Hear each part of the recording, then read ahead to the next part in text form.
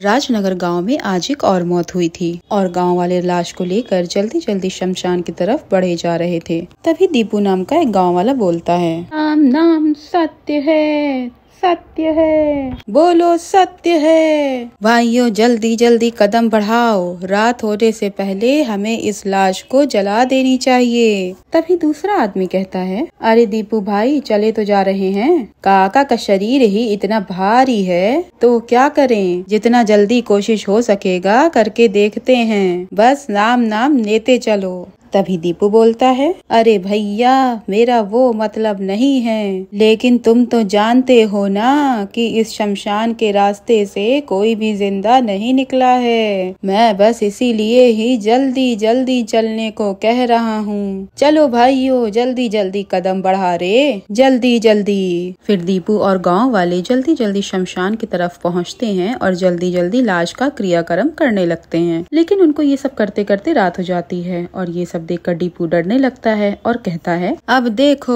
मैंने सबको बोला था जल्दी जल्दी करने को, लेकिन तुम लोग नहीं माने। अब देखो रात हो गई है, अब पता नहीं क्या होगा। तभी दूसरा आदमी कहता है, अरे तुम भी ना दीपू भाई, तुम भी ना बहुत डरपोक हो। अरे क्या होगा, इतने सारे गांव वाले हैं, यहाँ पर किसी की शामत आई है क्या जो इतने गांव वालों से पंगा लेगा है? तुम चिंता मत करो, कुछ नहीं होगा। ऐसा कहकर गांव वाले दोबारा से अपने काम में लग जाते हैं। थोड़ी देर बाद शमशान में अचानक से तेज हवाएं चलने लगती हैं। ये देख ऋषि नाम का गांव वाला एक आदमी बोलता है, अरे भैया ये एकदम से मौसम कैसे बदल गया, इतनी तेज हवाएं, ये सब का हो रहा है। तभी वहाँ एकदम से आवाज आती है, भाग जाओ यहाँ से, नहीं तो मैं किसी को जिंदा नहीं छोड़ूंगा, चलो भागो। तभी दीपू घबरा कर कहता है, देखा मैंने कहा था ना जल्दी जल्दी करो, लेकिन तुम सब नहीं माने, अब भुगतो, ये शमशान के शैतान हमें जिंदा नहीं छोड़ेंगे, मैं तो चला यहाँ से।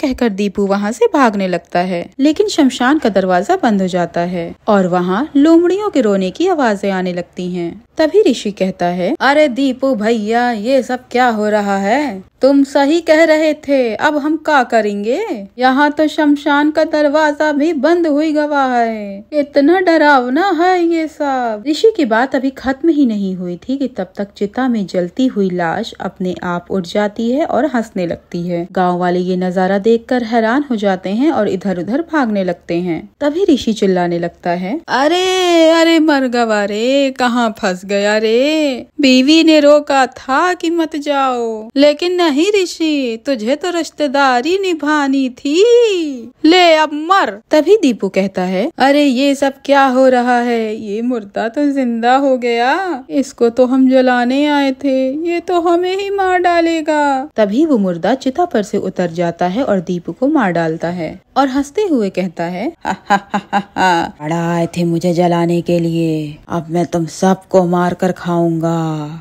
मरने के बाद से मुझे कुछ खाने को नहीं मिला है। राजनगर के शमशान घाट पर चुड़ैलों का राज था। ये चुड़ैलें रात होने के बाद शमशान के आसपास या शमशान की तरफ से आने जाने वाले लोगों को मार डालती थी। इन चुड़ैलों की मौत एक्सीडेंट से हुई थी, इस वजह से वो हर एक इंसान को गुनहगार समझती थी। तभी एक चुड़ैल हंसती है और कहती है, इन इंसानों ने मेरी और मेरी छोटी बहन की जान ली थी, अब मैं इन इंसानों को जिंदा नहीं छोड़ूंगी। तभी दूसरी चुड़ैल कहती है, सही कह रही हो चुड़ैल बहन, इन इंसानों ने हम दोनों बहनों को मिलकर बहुत बुरी तरह मारा था, अब हम दोनों बहन जो भी इंसान इस शमशान से गुजरेगा उसको तड़पा तड़पा कर मारेंगे।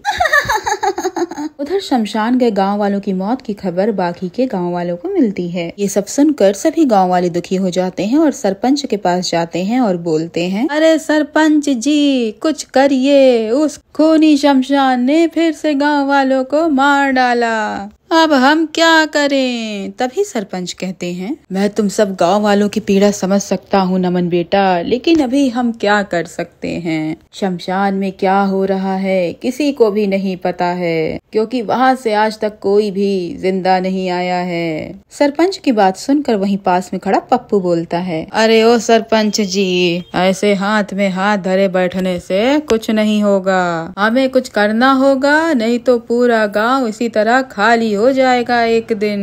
हाँ। फिर इन सब बातों का कोई नतीजा नहीं निकलता। फिर सब गांव वाले और सरपंच जी अपने अपने घर चले जाते हैं। अगले दिन पास के गांव के सरपंच राजनगर के एक मुर्गे की दुकान में आते हैं और मुर्गे की दुकान के मालिक नीतीश से कहते हैं, अरे मुर्गे वाले भैया, ये मुर्गे का मांस कितने का दिया? तभी नीतीश कहता है, अरे सरपंच जी आप, भला आप जैसे देवता आदमी से पैसे लेके हमें मरना है क्या? आपके लिए तो बिल्कुल फ्री है। तभी सरपंच जी भी हंसने लगते हैं और कहते हैं, तुम मुझे इतनी इज्जत दे रहे हो उसका शुक्रिया, लेकिन अगर तुम पैसे नहीं लोगे तो मैं तुमसे मुर्गा नहीं खरीदूंगा, बाकी तुम्हारी मर्जी। तभी नीतीश कहता है, अरे नहीं नहीं साहब, ऐसा हम गरीबन पर बुरा ना करो, आपको जो सही लगे दे दो। तभी सरपंच हंसते हैं और कहते हैं, अच्छा ठीक है, कल शाम को मेरे घर पार्टी है, वहाँ पर 20 किलो मुर्गे का मांस लगेगा, कल शाम को तुम मुर्गे लेकर आ जाना।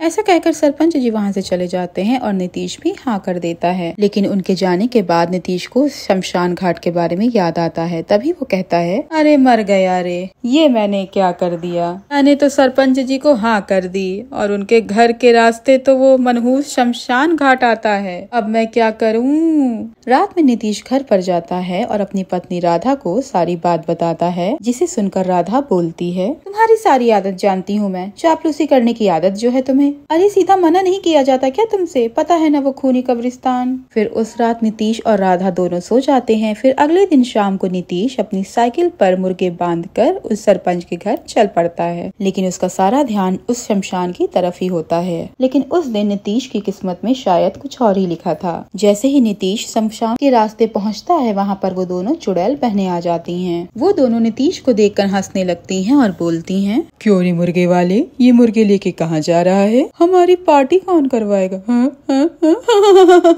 चुड़ैल की बात सुनकर नीतीश को एक विचार आता है और वो बोलता है, चुड़ैलों, मैं ये मुर्गे तो तुम्हारे लिए ही लाया था, तुम दोनों कितनी पतली हो गई हो इंसानों का मांस खा खा कर। आज मैं सोचा कि चलो तुम्हारे मुंह का स्वाद भी चेंज कर दूं। नीतीश की बात सुनकर चुड़ैलें खुश हो जाती हैं और बोलती हैं, तेरी बातें सुन के हमें बहुत अच्छा लगा, बहुत ही बढ़िया बात करता है तू। चल अब ये मुर्गे छोड़ यहाँ और निकल जा यहाँ से, नहीं तो तुझे भी खा जाएंगे। तभी नीतीश कहता है, आप तो हम पर गुस्सा हो रही हो और मैं तो आपकी पार्टी करवाना चाह रहा हूँ, चलो मेरे साथ। क्या कच्चा मुर्गा खाओगी, पका हुआ खाना, पार्टी भी है, नाच भी लेना। तभी दूसरी चुड़ैल कहती है, दीदी चलो ना इसके साथ, कितने दिन हो गए पार्टी किए हुए, मजा आएगा। ऐसा कहकर छोटी चुड़ैल अपना रूप बदल लेती है। उसे देखकर बड़ी चुड़ैल भी अपना रूप बदलकर एक सुंदर औरत बन जाती है और नीतीश के साथ सरपंच के घर की ओर जाती है। तभी सरपंच नीतीश को देखकर बोलते हैं, अरे ये तुम किन बदसूरत औरतों को लेके घूम रहे हो। सरपंच के मुंह से अपनी बेइज्जती सुनकर चुड़ैलों को गुस्सा आ जाता है और वो अपने असली रूप में आ जाती हैं। तभी बड़ी वाली चुड़ैल कहती है, सरपंच तेरी इतनी हिम्मत कि तू हमें बदसूरत कहे। ऐसा कहकर चुड़ैल सरपंच को गुस्से में उठा लेती है। तभी वहाँ पे एक साधु जो कि सरपंच के कुल पुरोहित होते हैं वहाँ पर आ जाते हैं और बोलते हैं, दोस्त चुड़ैलों छोड़ दो उस सरपंच को, हमारी इतनी हिम्मत। ऐसा कहकर साधु चुड़ैलों के ऊपर भभूत फेंक देते हैं। भभूत जैसे ही चुड़ैलों के ऊपर गिरती हैं, वो वैसे ही जलने लगती हैं और थोड़ी ही देर में जलकर भस्म हो जाती हैं।